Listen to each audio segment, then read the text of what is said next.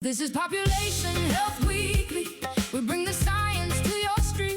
One small habit, one clear choice.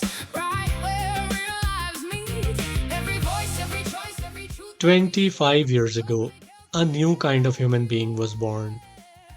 The first generation to grow up with screens in their hands before they could tie their shoes. They invented new occupations, new vocabulary, and new skills their parents could not imagine. When the world shut down during COVID 19, they thrived. They had been training for isolation their entire lives. But here's the question we have not yet asked: what did that training cost them? Not their productivity, not their creativity, their bodies. And we are only beginning to understand how. Mend this and this. If we dare to listen and give. Hello and welcome to a brand new series on Population Health Weekly with me, Shehnoor, and my dependable co host, Erin Rogers. Hello, Erin. Thank you, Shehnoor, and as always, a big hello to everyone out there. That brand new series is titled The Digital Scar: Forging a New Epidemiology for the Connected Era. And because epidemiology is the study of how diseases spread and how to control them in populations, this month will be incredibly informative for all of our listeners. In the second half, we will be sharing the dispatch from Dr. Bilal Zafar, a practicing physician and a friend of this show. He bridges the beginning of a new series today with last month's, recounting how eHealth or digital gadgets have reshaped medical practice compared to how it used to be. I look forward to reading the dispatch, Shehnoor, but I'm also curious to get to know more about this new kind of human being you began the show with today. Jordan was born in a bustling urban neighborhood in South Africa. The same week, in a small coastal town nearby, Alex arrived. Two families, two births, one rapidly changing world. The two children played in the same dusty streets, unaware that their futures would diverge so sharply.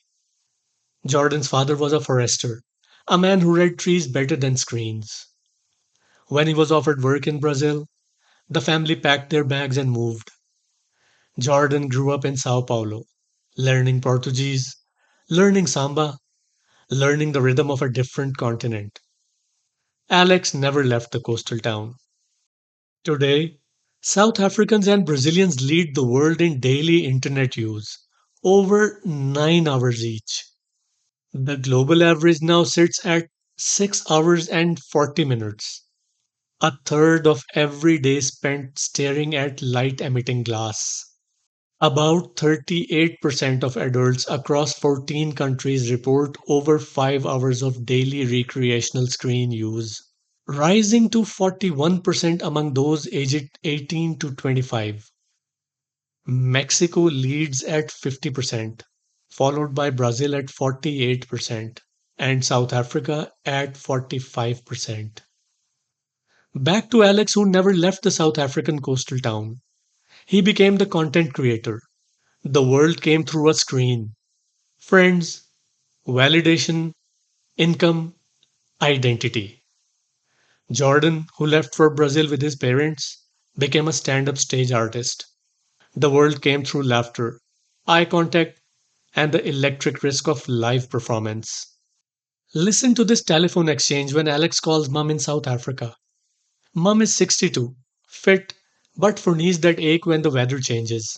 She is learning to use a health app her clinic recommended, but the interface frustrates her. They expect my generation to tap and swipe like we were born with phones in our hands, she says. Dad gets on the line. He is 61, managing type 2 diabetes, but otherwise active. He swims twice a week. He asks Alex, "How many hours did you spend editing today?" Alex deflects. Mom gets back on, passing on neighborhood gossip. "Did you hear? Jordan's mother say he's moved back to South Africa with his pregnant wife to take up agriculture. After all those years in Brazil, who would have thought?" Then Alex's grandma takes the phone. She is 82, living with high blood pressure and early stage arthritis. She does not use a smartphone. She calls from a landline. She says, Alex, I saw one of your videos, the one with the sunset. But tell me, when did you last watch a sunset with your own eyes, not through a lens? Alex cannot remember. 3 generations, 3 different relationships with technology, 3 different states of health. Mom is healthy but frustrated. Dad manages one condition. Grandma manages two. None of them has ever been asked by a doctor how many hours they spend on screens. Now, we need to prepare ourselves for some numbers because the evidence is accumulating and it is alarming. And we also need to know the dose response curve. It's not a complicated formula, it's a simple truth. The more you are exposed to something, the more it affects you. And we need to know where the safe limits are. Think of sun exposure. A little sun gives you vitamin D and a healthy glow. More sun gives you a tan. Too much sun gives you a burn. Even more gives you blisters and long term skin damage. That is a dose response relationship. The more you get, the greater the effect. Let's get into statistics. A 2025 systematic review and dose response meta analysis, pooling 45 studies and over 335,000 children and young adults, found that each additional hour of daily screen time increased myopia risk by 21%. The dose response curve showed myopia risk increasing significantly between 1 to 2 hours of daily screen time, then rising more gradually after 4 hours. There appears to be a safety threshold of less than 1 hour per day. Myopia rates now range from 47% to 62% in East Asia, compared to just 6% to 20% elsewhere. By 2050, nearly half of the global population will be myopic.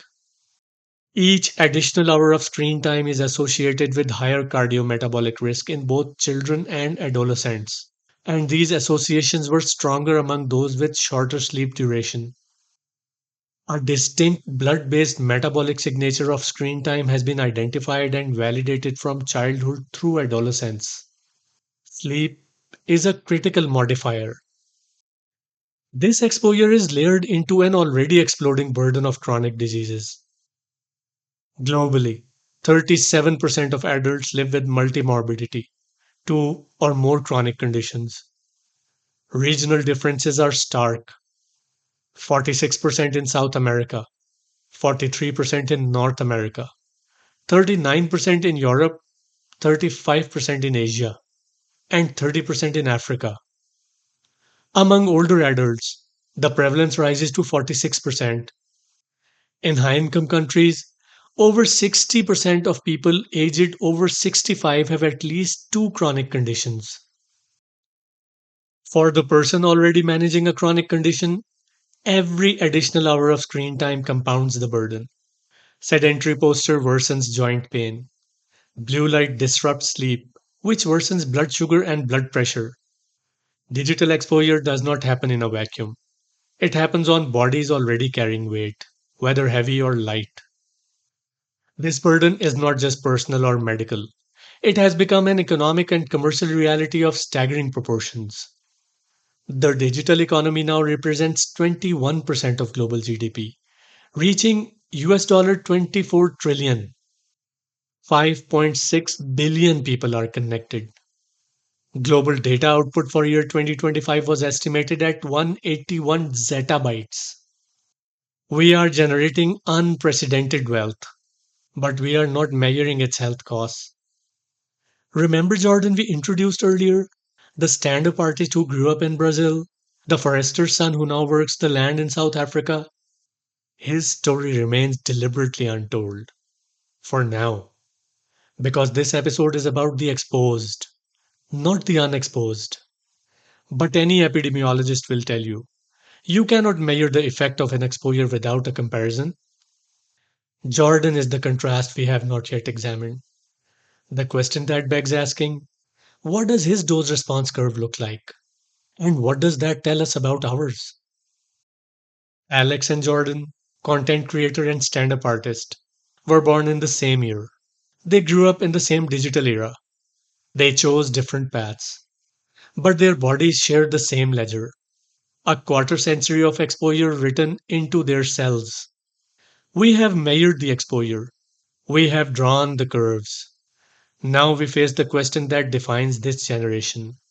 Will we read the evidence in time, or will we leave it to our children to read it for us? Next week, a champion pathologist and her dilemma.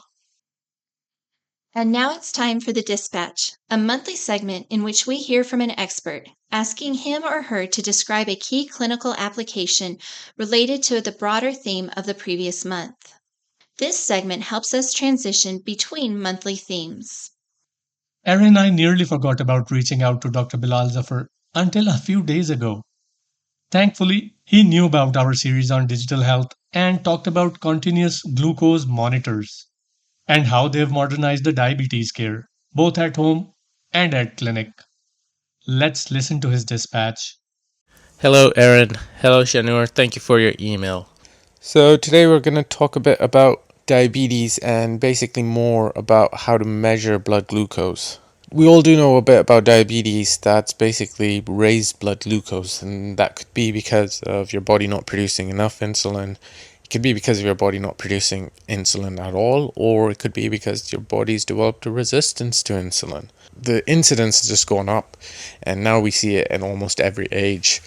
So you can basically be born with diabetes, and that's basically a complete lack of insulin where your pancreas is not producing insulin. You can develop it early on in your life in what we call maturity onset diabetes. And it's quite frequent at an extreme of age. Usually people approaching their middle age get diagnosed with diabetes. And it has both a genetic component and also has an environmental component. So taking care of yourself is quite important.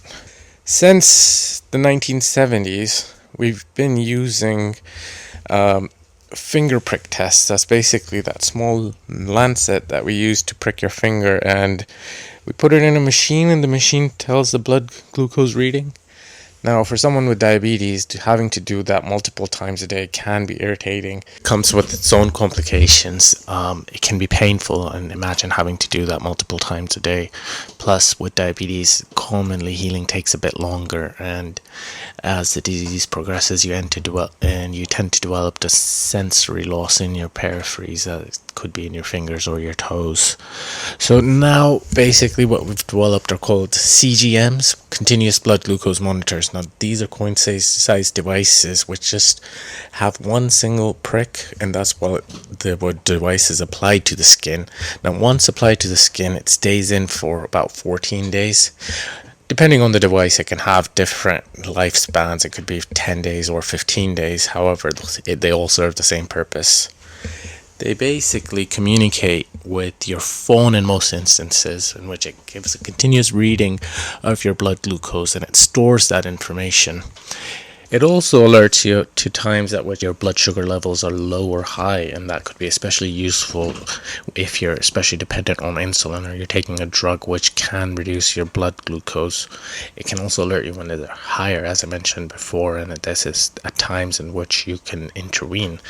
Now, this does result in much better glucose, much better control of your diabetes. You can also take this information to your healthcare provider, and they can go over this information with you and further tailor your treatment regimen that results in far less complications and much better treatment and tighter blood glucose controls. So now these systems are also integrating with closed-loop insulin delivery systems which monitor and deliver insulin in real time, and this results in better glucose control and a much more natural feeling because you don't constantly have to prick yourself to give insulin as well. That was a bit about what's going on in the world of diabetes. This is Bilal, and that's all from the Dispatch. See you next month. Thank you, Bilal, for real-time information recorded on the go. That's it for this week, folks. शहर की सांस जितने भी जख्म हैं सभी क्यों हैं Technical support for this show is provided by Wahab Shahid. Podcast logo, theme music, creative and production advice is given by Imran Babar.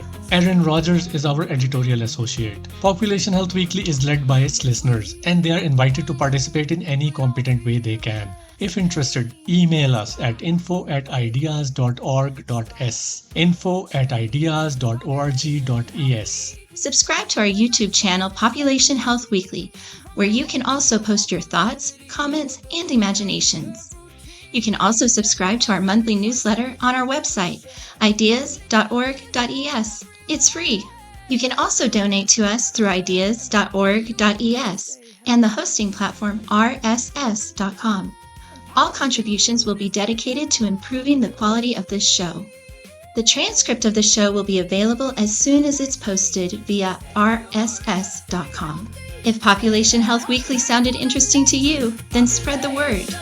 Special thanks to Junta de Andalucía and Gobierno de España for their support to Autónomos that made this production possible.